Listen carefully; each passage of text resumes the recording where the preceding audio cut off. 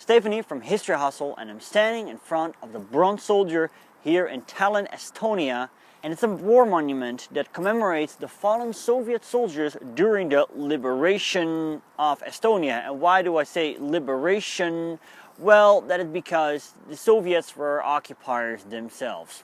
If you look at Estonia, Latvia and Lithuania, we can see there's a likewise history when it comes down to the Second World War.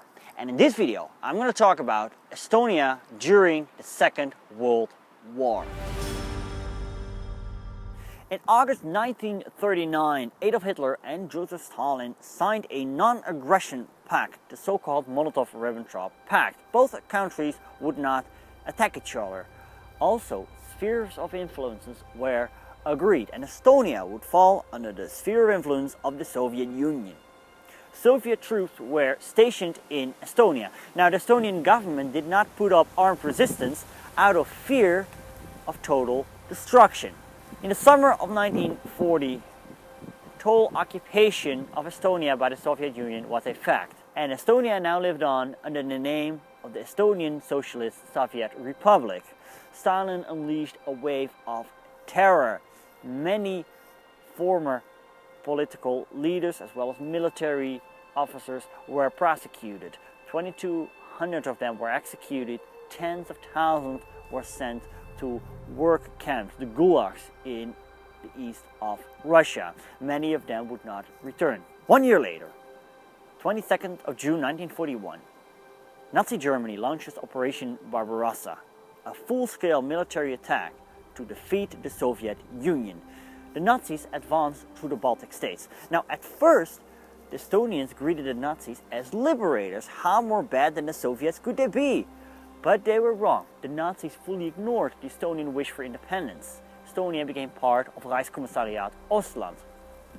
Also, tens of thousands of Estonian men were forced to take part in labor units at the front, where many of them would die. Now, the Nazis also conscripted Estonian men for their army. Now, in the beginning, there were not many volunteers, but when the tables turned after the Battle of Stalingrad and the Nazis were on the retreat, more and more Estonian men enlisted because the Soviets were once again at their borders.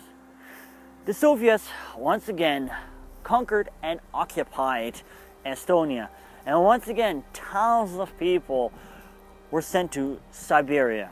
This time, hundreds and thousands of Russian immigrants were settled in Estonia. The goal with this Russification was to diminish Estonian nationalism. However, this was never fully achieved. The war had come to an end. However, terror and repression did not. And so it can be said that when Estonians look back to their history, they remember the terror of the Soviets much more than the terror of the Nazis, because Nazi rule was very short-lived if you compare it to the rule of the Soviets. Now, after the death of Joseph Stalin in 1953, the communist regime became more moderate. The Estonian economy started to grow, and eventually one could say that within the Soviet Union, Estonia had the most flourishing economy. Now, with the democratic reforms by Soviet President Mikhail Gorbachev during the 80s, there was more and more wish for Estonian independence. And this way to independence is also known as the Singing Revolution. On the 8th of May 1990, Estonia became independent. Thanks for watching. That was it for today. If you have any questions or comments, leave them down below. I'll read them all, especially if you are Estonian and watching. I'm really curious what you think of it. Do not forget to subscribe. Until next time.